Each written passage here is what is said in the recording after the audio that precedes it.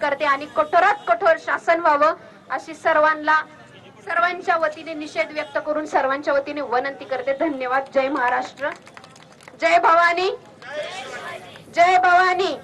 तर सध्याची ही दृश्य आपण बघतो आहोत। मालवण मधील पुतळा दुर्घटनेच्या निषेधार्थ सध्या सुप्रिया सुळेंनी 3 हत्ती चौक बारामती इथे आंदोलन सुरू केलंय। गुन्हेगारांना फाशी, महाराष्ट्रातील महिला ही सुरक्षित राहिलीच पाहिजे। धन्यवाद। तर सध्या महाराष्ट्रभरात घडण्यात असलेल्या महिला अत्याचाराच्या घटना आणि सोबतच मालवण मधली पुतळा दुर्घटना याच्या निषेधार्थ सुप्रिया सुळेंनी आंदोलन पुकारलंय। काय केलं पाहिजे?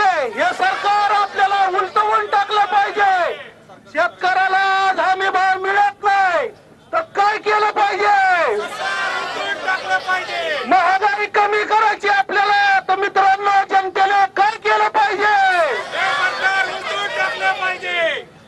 छत्रपती शिवाजी महाराज की खोके सरकार तुझं कसं काय?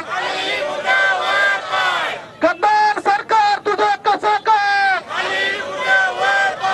आमच्या बहिणी सुरक्षित करण्यासाठी काय केलं पाहिजे?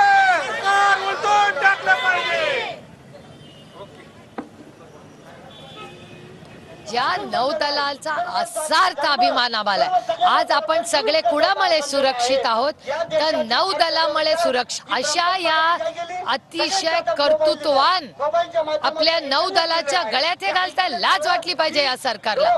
नौदलावर तुम्ही आरोप करताय, मग महाराष्ट्राचं सरकार काय करत होतं? त्यांनी का नाही फॉलोअप घेतला? आपल्या सगळे ज्यांना दैवत मानतो अशा छत्रपती शिवाजी महाराजांचा पुतळा कोसळलाच कसा?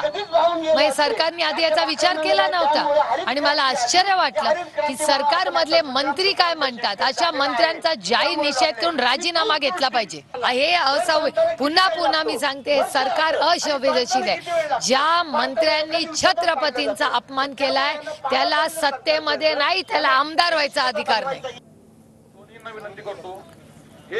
तर सध्या सुप्रिया सुळेंच्या नेतृत्वात महाविकास आघाडीचे आंदोलन हे 3